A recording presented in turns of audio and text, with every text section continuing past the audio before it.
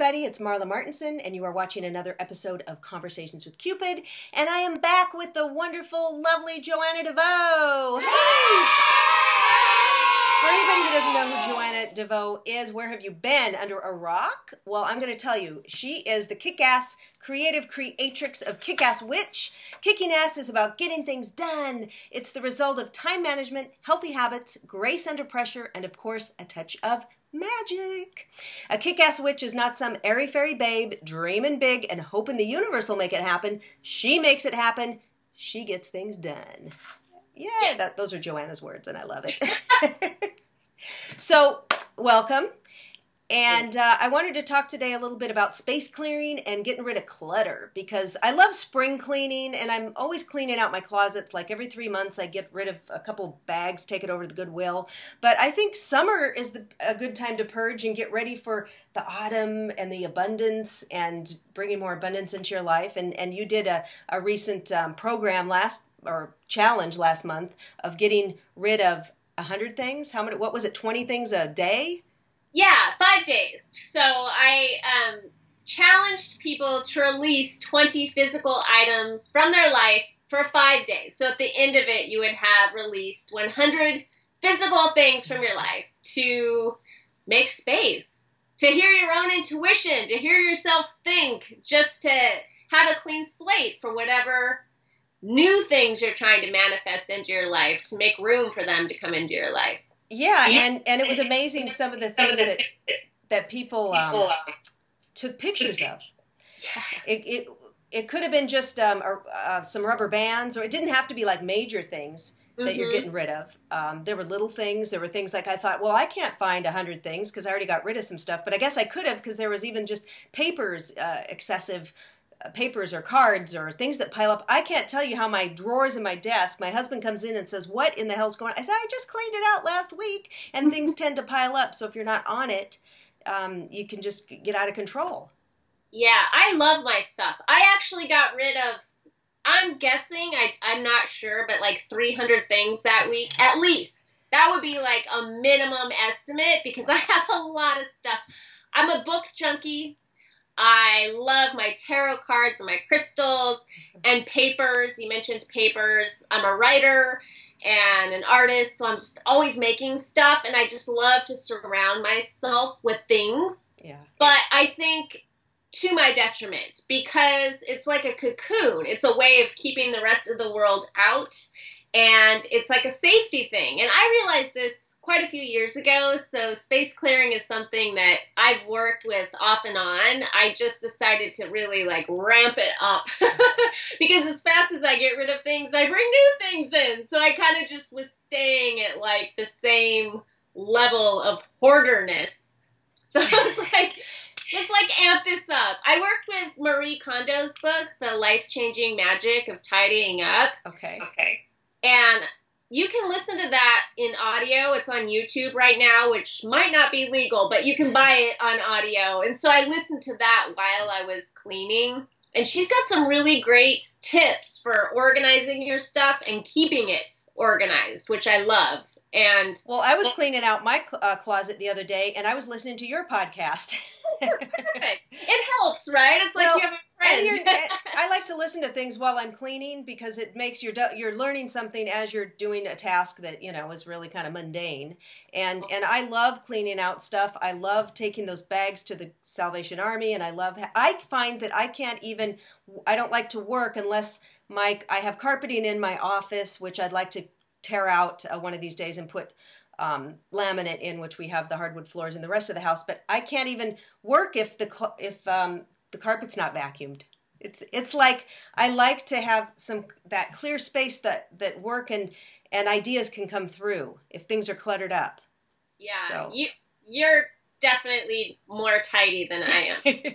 I am like Pigpen from the Peanuts. I'm just like a walking cloud of chaos and stuff. So this was like a real challenge for me to like, I understand it in theory, or I did understand it in theory, but really putting it into practice took it much, much, much deeper. And it was a great It was great cleanse. I did a Whole30, which is an elimination diet. I led that for the Sad to Sexy group I lead. I invite people to do that for 30 days afterwards. So I timed it with a food cleanse while I was cleansing my house. And so that was a great theme, because now we've moved on to a new theme. I do a new theme every month. And the insights I had were so profound that it really allowed me now to start building on what I learned in June. So fabulous. Well, that's a great idea, to cleanse the body and cleanse your space at the same time, or just right after each other. And you saying that it's like a cocoon. I know someone who in body they're very overweight, and then in house it's like a hoarding situation. So it's literally, and it's a person that's never been married and is never in a relationship, and it's literally like cocooning yourself. There's some issues that we want to maybe delve deeper and see why, and then we get attached to things. It's like, well, I love pine cones, and I'll be taking my walk with my dog, and if I find a pine cone, I take it home, and then I've got all these pine cones. My husband's like, another pine cone? And I don't want to even get rid of the pine cone. Not that I have a hoardies, but I got, oh, it's such a beautiful pine cone. What's going to happen to it if so I take it out in the garden and put it somewhere, and he's like, what's going on here? So that emotional attachment to something.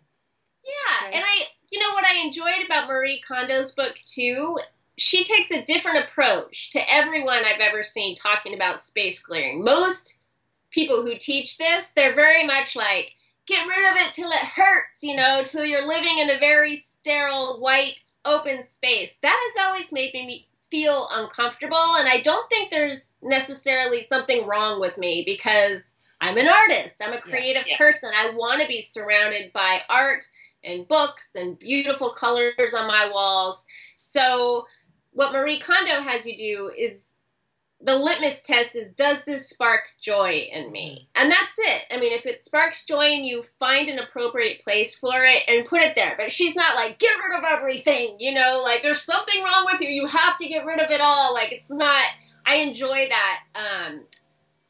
I like that approach. It doesn't have like a shamey tone to it. So I do think there's like what you were saying about protecting yourself. There's that. But then there's also, we're all just a little bit different. Some people love to live in a clean, white, open space.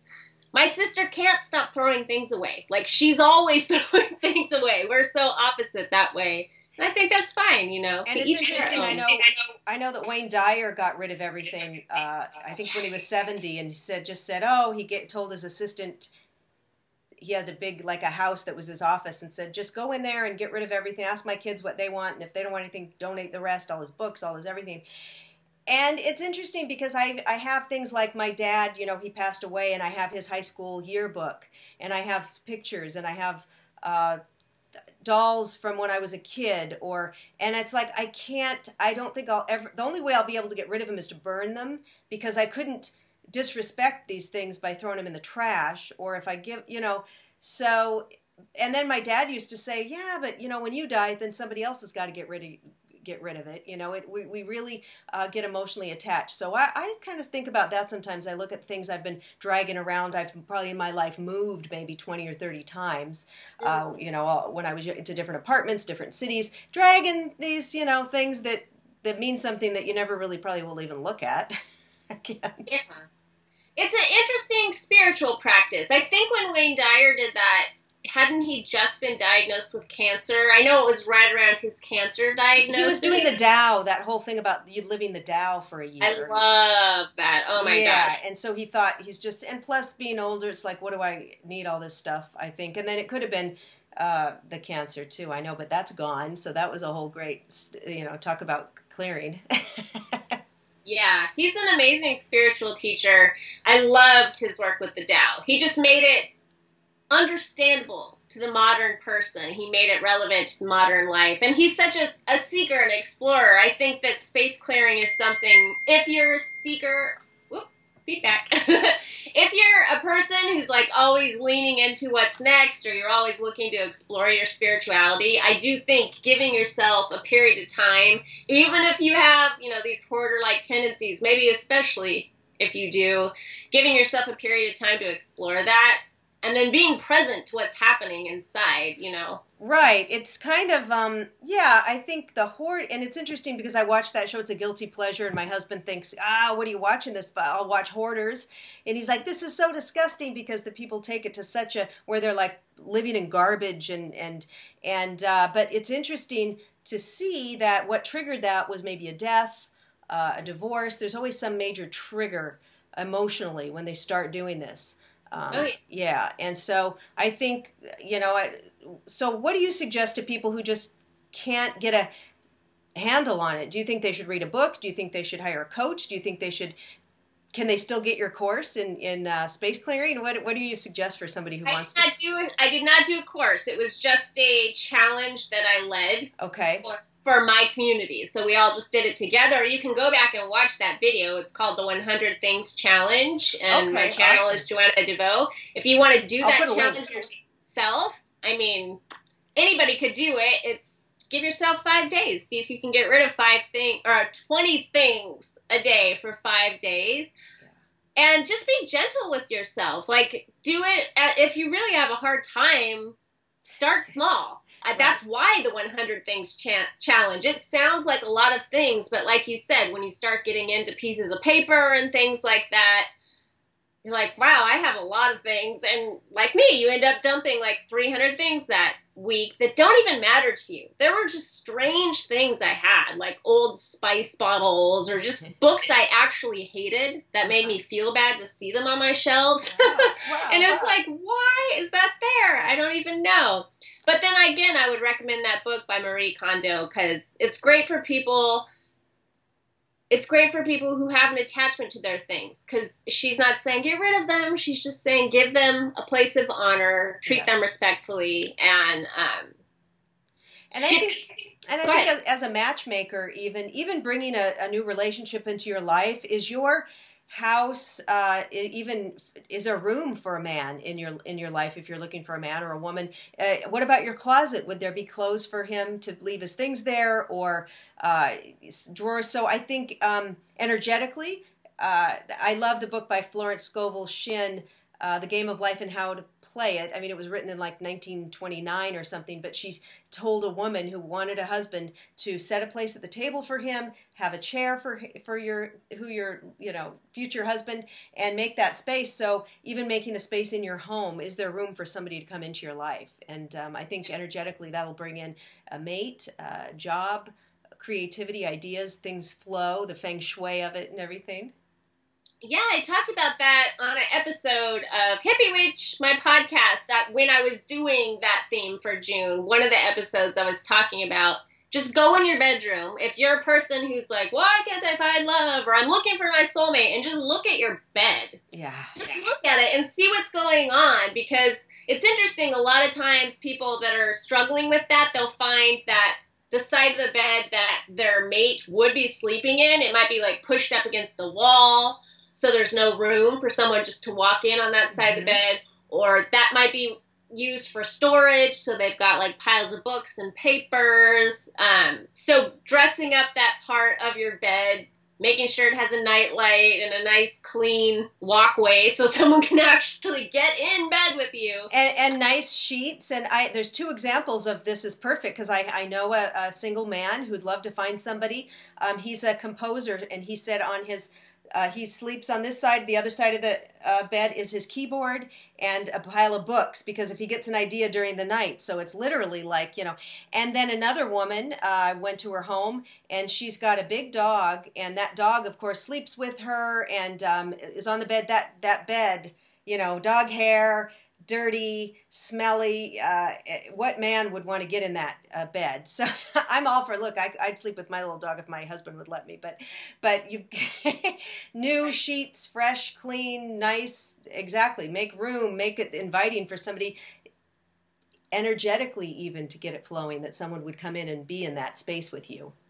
Right. It's like that man is married to his work. Yes. Or that woman is like, has made I'm not talking about sex here, but she's made a mate of her dog in a way. Like, it's a replacement lover, because dogs are great. They'll just give you unconditional love. They're not as challenging as a real human person who's going to trigger you and bring up all your shadow issues. But that's the beauty of a love romantic relationship. You know, it's not like a dog who's just going to come running when you shake the bag of food. That's right. My dog never nags at me. Right? You can look like crap. You can have pimples all over your face and like a cold running out your nose, and they'll just be like, I love you so much. Now, I have to say, I'm still blown away because I have a husband that loves me as much as my dog, even, no matter how bad I look. I mean, I can be, there was times I was sick, my hair was up, I was all sweaty, hot flashes, no makeup, and you're so beautiful. Oh, you're so sexy. You're so beautiful. He tells me every day, and I'm like, do you need glasses? And I think it's just because he loves me so much. So, ladies, that's the kind of guy you want that loves you like that, yeah, right? Totally. That is what we all deserve for sure. And you are really beautiful, FYI. Well, thanks, but you know, but it's true. I mean, I'm assuming your husband triggers some things in you too that an animal doesn't. You know, it's a personal relationship is a spiritual practice. It invites you to engage your spirituality on a whole other level. So, no offense to dogs.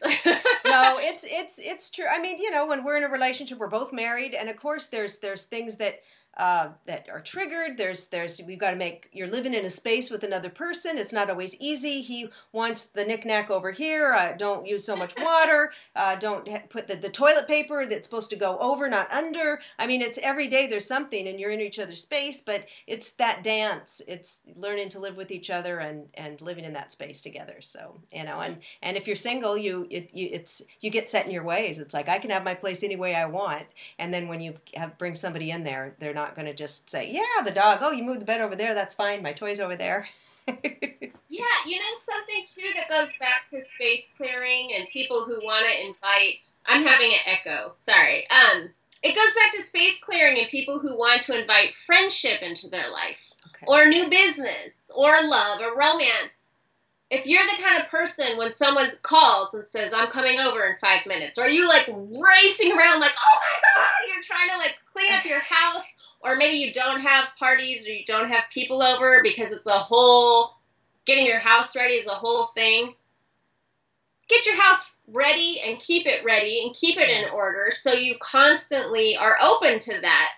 Somebody can show up 5 minutes before, you know, they're announced, and your home is ready to receive. You're ready to receive. And I do believe that there's an energy to that makes business, friendship, love, all those good things flow to you more easily. You don't have that, like, energetic barrier up that says, I'm not ready for you. Hold on, I need that 40 minutes. Got to get myself together. Yeah, no, and it just feels so good. It feels good to just clear out some stuff. So everybody watching this, I want to challenge you to get rid of 10 things.